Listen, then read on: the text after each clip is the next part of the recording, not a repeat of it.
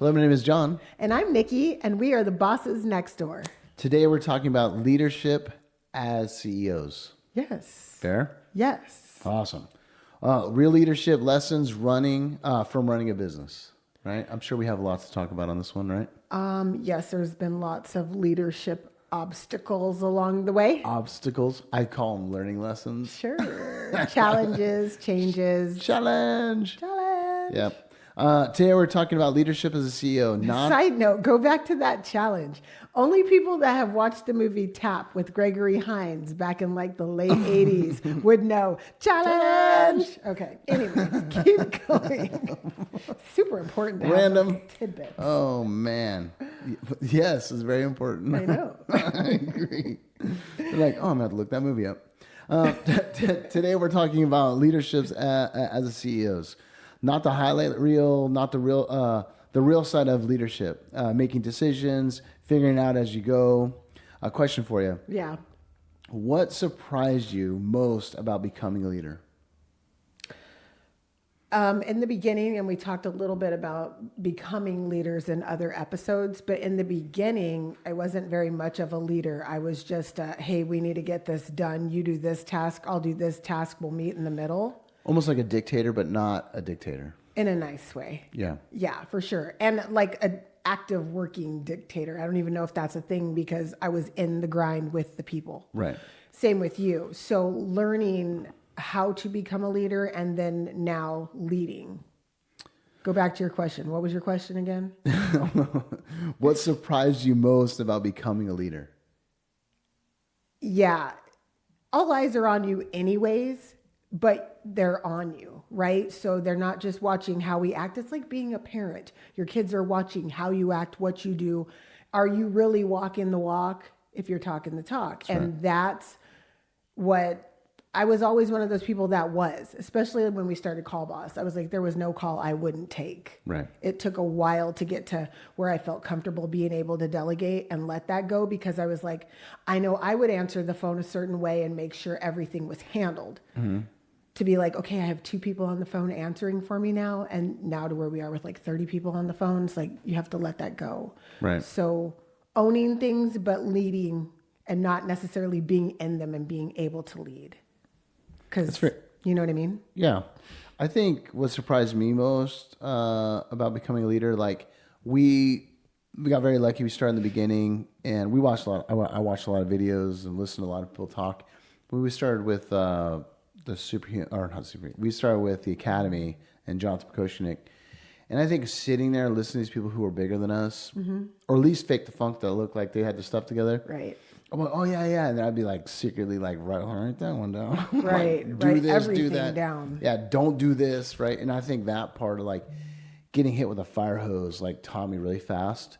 But I also like faked the funk until I figured it out because I agree with you. I think I had some experience in leadership from previous businesses, mm-hmm. but I didn't understand like the owner-employee relationship, right? Like even though you're like, oh, we're buddies, there is still that division of owner relationship and then the employee. Right. And that was a hard line for me to like distinguish. Not because I was like, hey man, let's go hang out on the weekends.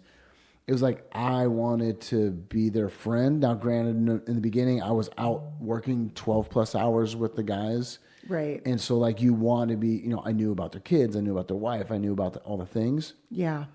And it took me a while to like, I have to separate myself because it's too hard to like give direction and like be a leader that I need to be. Mm-hmm. I always try to do the right thing. I always like, no, we need to stay and fix it, right? Those kind of things. Because I knew if they saw me shortcut something, they're going to shortcut something. Right. But I think I had to fake the funk. And I think it took a while before it's like, okay, like this is what a leader's about, right? Mm-hmm. It's not about like dictating what happens, but it's like cultivating a great culture. Mm-hmm. And I think like you don't know until you have a great culture. And when you have a great culture, you're like, oh, dang, this is what a team looks like. Right. Is that fair? Yeah, for sure. I mean, I think there's things along the way that we've learned, and leading takes time. Like you have to have time to be able to lead and to coach and to train up. Like we talked before, like I didn't know, I taught dance for so long. I knew how to teach a class and I could teach anybody to do things, but I didn't know how to like lead. Right. And come back to it and check in and make sure there was growth and make sure everybody was learning and able to keep up, right? Well, it was used to be like, why didn't you, oh my gosh, I can't believe they just couldn't get that done. But did we have the SOPs put in place? Was there a standard process? Like, did we know how they learn? Like, that's a big thing at Call Boss right now because our training is ongoing. Every pre-season, we're hiring and bringing in more people to staff up for the season. So we revisit. Right. What is your learning style? How do you interpret information? Yeah. Do you want a video? Do you want to work with me? Are you hands-on? Like all Absolutely. those things. And in the beginning, we weren't thinking about that. We were just like, sit here, watch, let's do it together. Yeah. Go. We need to keep the lights on. Right. Make it happen. Absolutely. Yeah. Okay, that's good. So, delegation. When did you realize you couldn't do everything yourself anymore? You want to go first? I think for me, it took a long time because I would do the maintenance, then I'd go do the irrigation, I'd do the repairs on the truck. I was designing the trucks, I was helping build the trucks. Like the material, like everything in the beginning. I think when you start a business, equipment, you were trying equipment. Yeah, This doesn't work. I all like the this. things, right? Yeah. And so like you get to that second truck.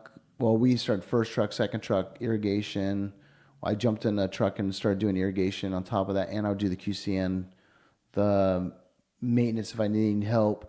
And then as we added trucks, like I was still running the day-to-day. I think I did that up to like seven trucks or something like that.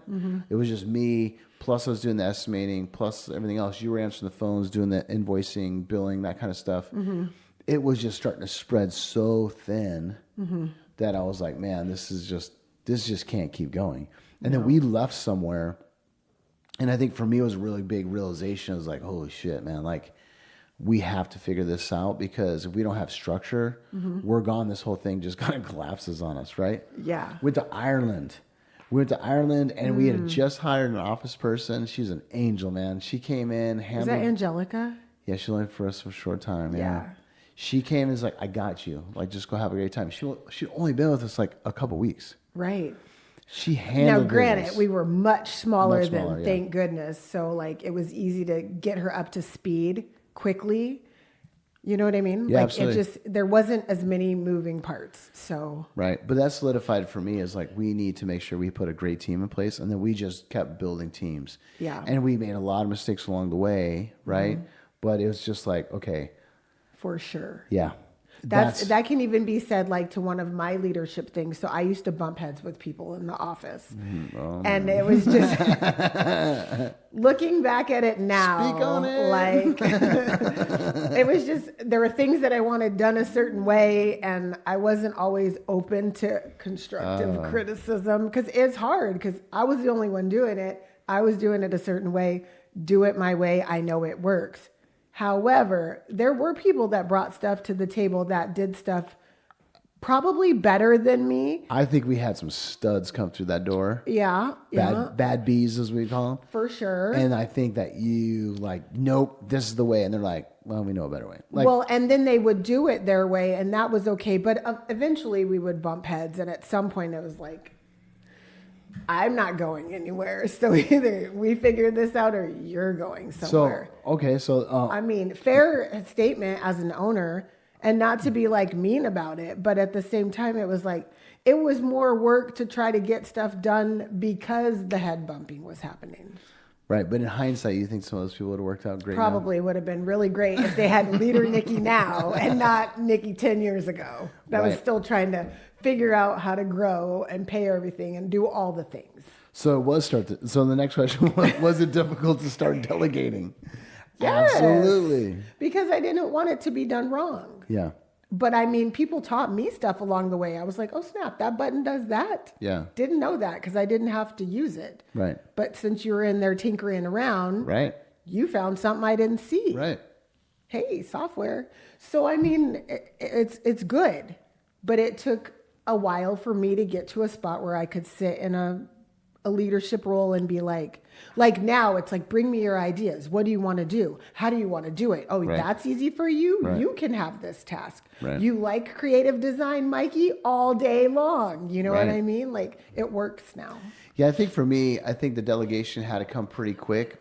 And reason being is like when we first started was doing cleanups, but I didn't trust everybody to run the trimmers, and even though that's a basic Same. level, right? And Yeah. so I would run myself ragged trying to do it, right? Mm-hmm. And then, luckily, like I had some really good guys with me, and they're like, "Dude, I got you, man." And It's the same even with a chainsaw to this day. Absolutely right. There's only certain trucks that get That's right. chainsaws, right? Yep. Yeah. Right. Because we know who's good at what. They've expressed it and shown it, and other people are like, I can do it, and we're like, Yeah, I don't think so. Maybe never. Yep. Do you remember the first time you had to really trust your team?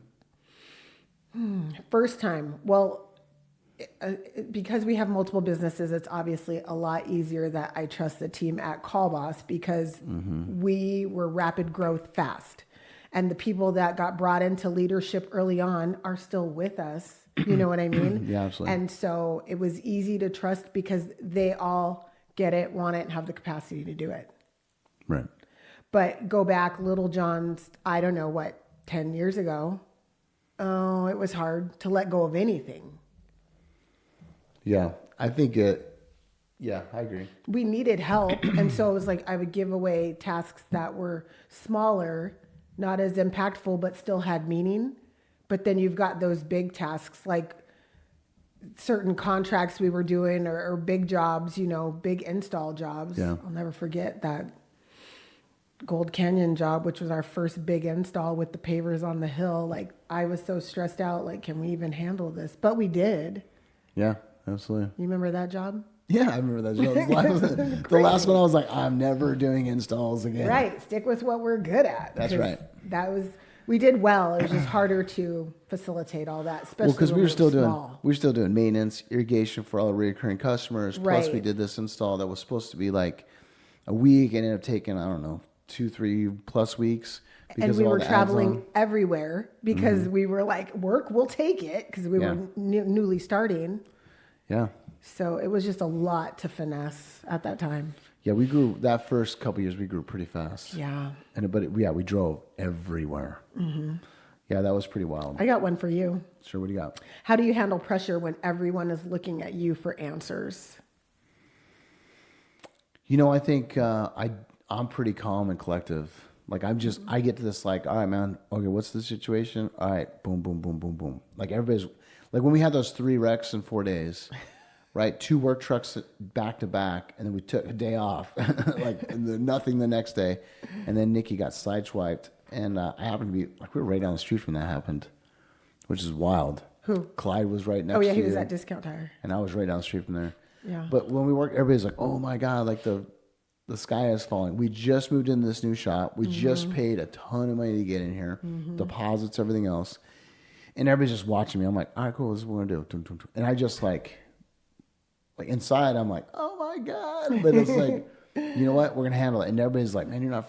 They expected me to freak out, and I just like, "Let's go handle It's it." always like chaos, but like during those moments, it's chaos for other people. But again, we've been doing it for so long and we know each other so well. It's just like, we got this. You're going to do this. You're going to do this. I'm going to do this. Okay, perfect. Go. Mm-hmm. That's just how we structure. Well, and make it it's happen. just repetition, right? Like, so, you remember back way when we only had like 3-4 trucks, we had like 2 trucks, the equipment was stolen off of it. Mm-hmm. Could have freaked out then. They were like watching us. And like, I just made a phone call. We had equipment like that afternoon delivered, I think, or maybe we had to go pick it up. But it's just easy to fall down this rabbit hole and woe is me and like, oh my God, panic. But what is that showing your team? Right. Right. And I learned that incredibly at an early spot. And I've always been able to be like, okay, now I've gotten in the truck a couple of times, drove off and like, what the actual, and like, Yeah. like, okay. But, Yeah. but in front of the team, I just want to make sure like, hey, No, we're going to be good. You were so calm during that time. And shout out Ross, because he had tracked all of our equipment right before that, was able to pull serial numbers on all of that equipment. And so team buy-in, right? He was in it to win it with us for his season that he was here. Yeah, Ross was awesome.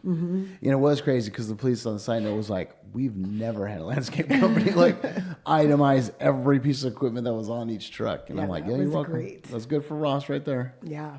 Yeah, that was pretty awesome. Yeah, shout out to Ross. What makes someone a great leader instead of just a boss?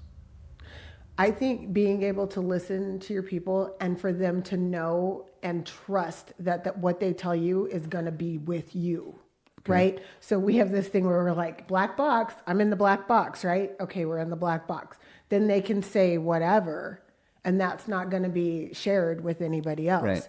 But it helps us facilitate what's going on in that moment. It may be like, you know, I delegated this to someone, they didn't do it. I don't know how to approach it now, but they haven't met their deadline or whatever that might be. They're telling us in the box because they need that, like, I need this release. But then we're able to be where we're in tune. We can strategize it. Right. We can figure out how we're going to go about it to make sure that person knows, hey, you're accountable for X, Y, Z, without them even knowing that we talked to somebody in the black box. Right. So I think being able to have those conversations where people trust you and know that it is a trusted, safe environment. Right. Versus just, I'm telling you what to do and I'm making sure like you're just a boss. No, we're handling stuff together and making sure. I just had somebody send me feedback about something that they were going through with the team, and they're like, I'm going to tell you this, but I don't want it to be an issue.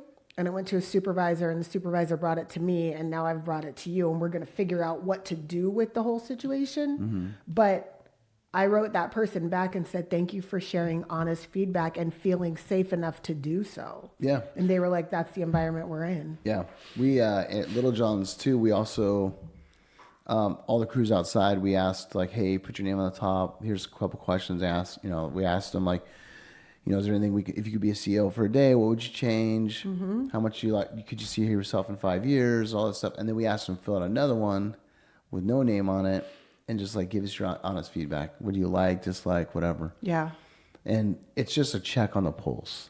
For sure. Right. So you got 30 something guys out there, and it was awesome, like the feedback. But, you know, I think that it gets a little scary, right? You know, like, do I want to look at the papers? But same, they feel safe enough to tell you. I mean, one of them was anonymous, but the other one had their name on it, and they gave good feedback. Absolutely. So, I mean, that goes for you have trustworthy leaders, and you're in a place of good culture where you want to be. Absolutely right. Yeah. Yeah, I think, what kind of culture are you trying to build? We want everyone we say this at all of our companies. We want this to be the place that people want to go to work. So we don't want anybody coming in this door feeling like, oh, I got to go to work again. I don't want to be here. I don't want to do this. Like, if that's your vibe, you can't be here, because we're all trying to be positive, upbeat. We're doing it for the community. We're doing it for each other. We're making sure everybody's taken care of. Like, that's a big deal to us. But I think our teams feel that, and they know that we're trying to take care of everybody in all of the companies. Yeah, Nikki and I make some personal sacrifices, like financially and everything else, but we're trying to make sure that the culture is like really, really good, right? And the best business decision, no, not all the time, but I think like best culture decision, best decision for the team, I think so. And I think that, you know, remind ourselves of that sometimes, like, okay, you know, why are we doing this, right? It's for the better good or whatever. And I think that the culture just speaks volumes to it, you know? Yeah, I think example of that would be like at Little John's, we for years have done loans for people. Like, it's just been inevitable. And at times we're like, we're done doing these loans. Like, because sometimes you don't get paid back. Sometimes people will quit and dip. And even though they signed something, they don't care. Like, it's a whole thing. Yeah. But instead of stopping the loans, now we've just evolved it into an employee loan program so that they can borrow money. There's additional fees on top of it, but it goes back into the pot, and then it provides more so that loans are able to be distributed to more people who need them. Well, exactly right. And put a limit on it so it's not more than what their next check would be. Right. The extra funds on there, the reason we do that is not for ourselves. It's so it can self-fund itself. Right. And it's been really interesting. We also really wanted to slow down a little bit, and it slowed down for a hot second. It was like right back up there, but it's come at like really interesting times when people like need it the most, and super grateful. Like people have been super grateful that it's been available to them, and like I thought we'd get a lot of pushback by adding a little bit on there so it could help self-fund it. And that has not happened. I think people had questions about it in the beginning, like what? But it was like, you can go to a payday loan place and pay a whole lot more, or we can do it this way. But once we explained it and they understood it's basically funding the pot so the pot can be bigger for the people that need it. That's exactly right. They were all in. And so I think it's been really good. Yeah, I think overall it's been really good. I think it's just really interesting to kind of watch like how people interact with it, right? Like some people are like it's super taboo, and some people, we have your frequent flyers, right? Like, okay, man, can I loan up this amount? And they get half I pay. Like, hey, can I borrow a little more? You know? Yeah. And so, like, we have on the docket or our plan is to like bring a financial person that can sit down and like, hey, this is how you manage your money, and this is how you manage your bills, and like those kind of things. Because ultimately, we spend a lot of time with these people at all the companies, but like how. I think financial education is lacking, and it'd be great for somebody to be able to like have that education. Because I find it really interesting. Like, well, if I made more money, I'm like, dude, the freaking guys outside like guys are making crazy good money right now, you know? Yeah. So I think it just has to be a better way. Well, you just had a conversation with one of the guys outside that does mechanic work, and he said that he's actually saving some money now. Yeah. And that's awesome. Yeah. It's incredible. It's incredible. We have another guy that works for us outside, and he had nothing. And then every week he puts a little bit away. And then I asked him like 2 weeks ago, and I was like, how much money do you have? I've been asking him, how much you got put away this week? He's like, I just crossed $10,000. And I'm like, oh my God, man, let's go. You know? And he's like, I love looking at it every Friday. And I'm like, hell yeah, man. So he's like saving up because he wants to get something. But like, that's super neat. You know, it's super neat. We get to celebrate that with him. Yeah, absolutely. You know? I really, really like that. But you have time for one more. One more?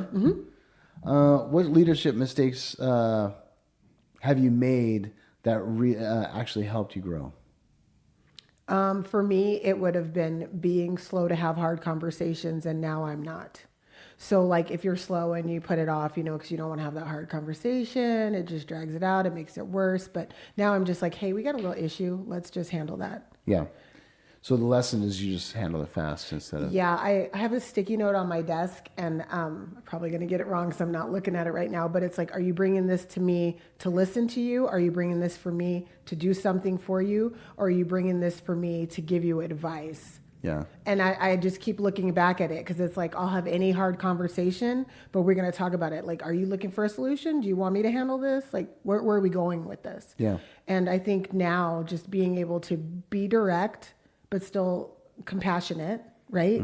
Like, I'll listen and we can figure it out together. But now I'm just more like, let's get to it and how do we fix it? Yeah, I think the leadership mistake that I've probably done is I jumped in too quick when somebody's trying to explain, like, oh, hey, man, I have this or this. I jump in like, yeah, okay, but like, do it like this. I didn't hear it all the way through. And I think what that taught me is that, like, I'm short-sighting somebody else's idea. And I'm like, I was squashing that when, like, they felt comfortable enough to bring it to me because I think we've always been good to work for.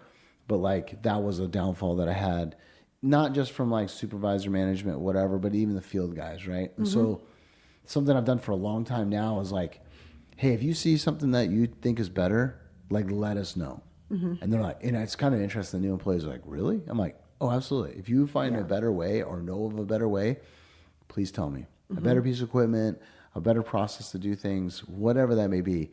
It's brought some really interesting things to the table. Yeah. And you can't necessarily use all of them, but it is really neat to see, like, people are like, oh my gosh, like you really want to know? I'm like, yeah. I really want to know, man. I want to know, like, what do you see or whatever. And so for me, I think that's been really good. All right, quick fire. One leadership habit you swear by. One leadership habit I swear by. I'd say for right now, it's probably my check-ins. And I'm only doing this with my leadership team. My Monday check-in, take 10 minutes or less, 4 questions, and just then I have a pulse on what's going on and I don't have to micromanage. I'm just like, okay, this is what you're working on. Give you my kudos back if it's a great thing, or like, here's some suggestions to help, but it's a real quick check-in. It keeps me on the right path with what they're doing. Yeah. Without getting into the weeds. Fair. I think for me, I get up at 3 a.m. I go work at 3:30. If I'm not working at the gym, I still walk in the morning. Mm-hmm. But what for me is like, I knew what I had left off yesterday. I know what the plan is for today. I kind of walk through that because I'm not being bothered at the time. Mm-hmm. I typically put like this lo-fi music in the background and I'm walking through like, okay, man, like what does this look like? And I think we've been able to come up with some really good things because it helps you clear your mind first thing in the morning. Mm-hmm. I think that's helped me. One leadership myth people believe. Do you have an answer for that one first? Just because you own a company doesn't mean you have damn money. So don't go out and buy yourself a freaking expensive ass truck. They think we have money. But I don't know if that's a leadership myth or just a CEO myth. I think a leadership is like, they're not going to follow a bad leader, right? Okay. They're going to follow a great leader. And like, we've been around both.